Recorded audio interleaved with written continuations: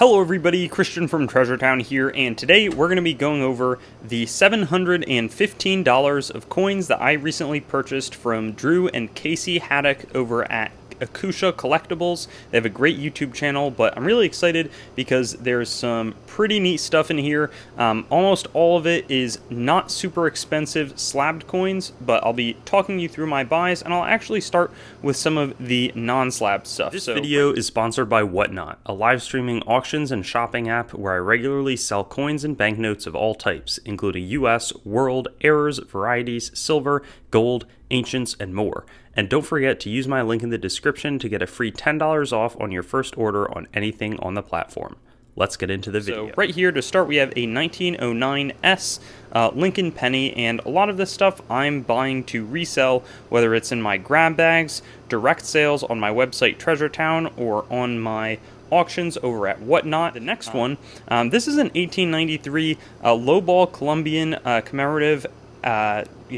It was 400 years since 1492. They did these for 2 years to kick off the classic commemorative half dollars, and the 1893 is a little less rare, but nice silver half dollar, and going to be a fun coin. I really like the even wear on that coin. There's also a 2-cent piece. I believe this was the second year that they made the 2-cent coins. Pretty decent eye appeal.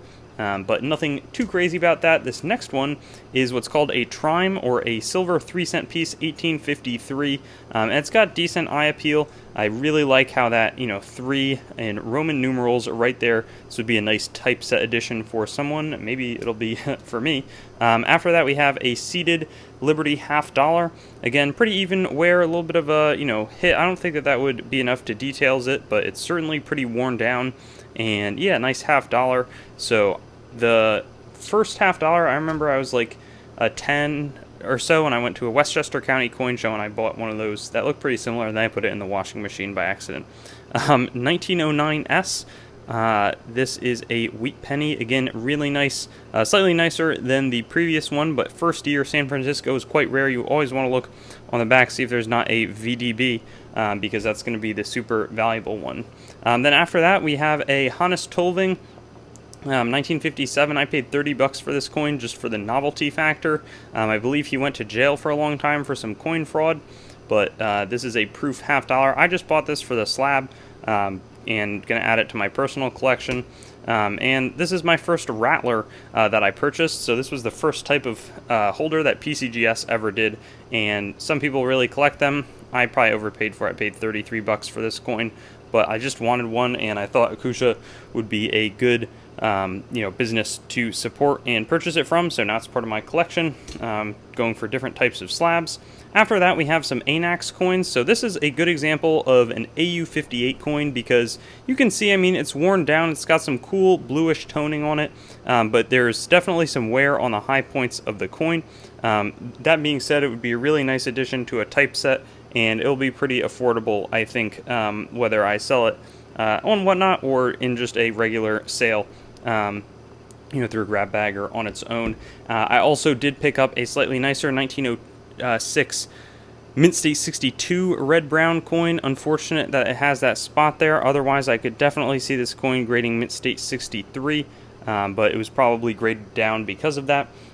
Still, though, a fun coin, really nice luster, and, again, cool coin. The one after it also, with arrows, I believe that they would change the metal composition sometimes, and to signify that, so people would know, they would add the arrows, and then once it had, the standard had changed after a while, a few years, they'd take them back off. But that's what those arrows are for, and a little discolored on the back, but it's a pretty appealing coin from my view.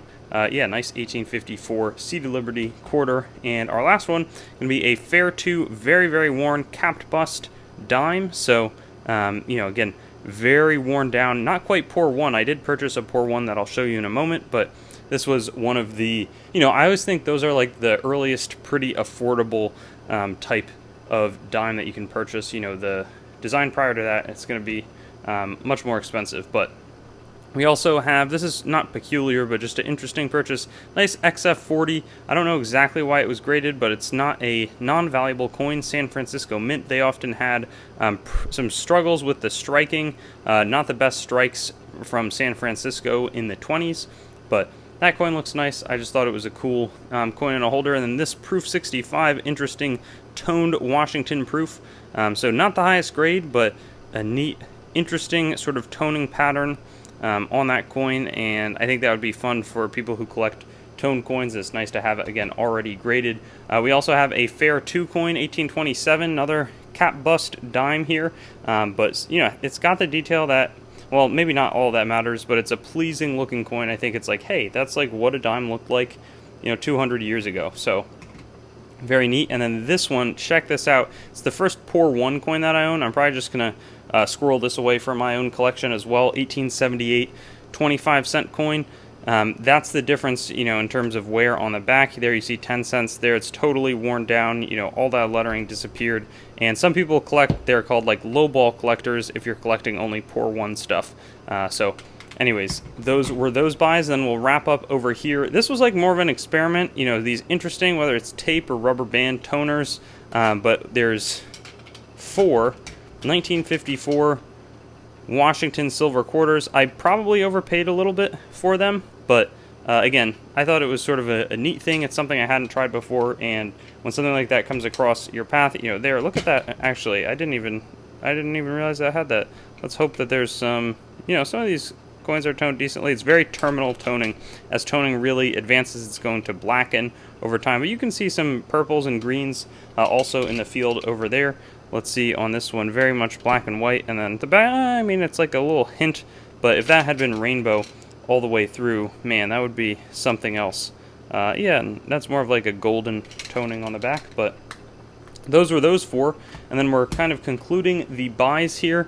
I purchased 3 1938D. This is the very last Buffalo nickel, and you can always look, there's a lot of D over S repunched mint marks. I checked, they were not here, and these are some nice, you know, for the grade, I think that they're pretty nice, eye-appealing Buffalo nickels. There's not going to be much of a bump up to the next grade, but yeah, I mean, nice to have them in the PCGS holder with those higher grades. And then we also have a Mint State 66 one here to round out this purchase. Again, they did not make them at any other mint in 1938. All of them were out in Denver. They had transitioned to making the Buffalo nickel, or the Jefferson nickel, which in its design, I want to say went all the way to like 2000, maybe 3. Then they came in with the sort of piece nickel and some of the keel boat, some other stuff, but great purchase from Akusha. Thanks again to them for the deals. And remember that these coins will be selling, or some of them at least, in my upcoming Whatnot auctions, which can be found in the link below in the description. And you know, you can get $10 off if you've never purchased from me before, but it's also a great way to just hang out, talk live, chat, and you know, don't even feel obligated to make any purchases. Just always great to have more coin collecting community. We have a Discord that you can also access, and just so much more, and really enjoying building all of that out with you. So thanks so much, and I'll see you on some future videos. Thanks for watching the video. Be sure to like, comment your thoughts, and subscribe to Treasure Town, and get in touch with me on Instagram, Facebook, and Twitter. Also, check out my website, treasuretowncoins.com, for news and updates related to the channel and collectibles in general.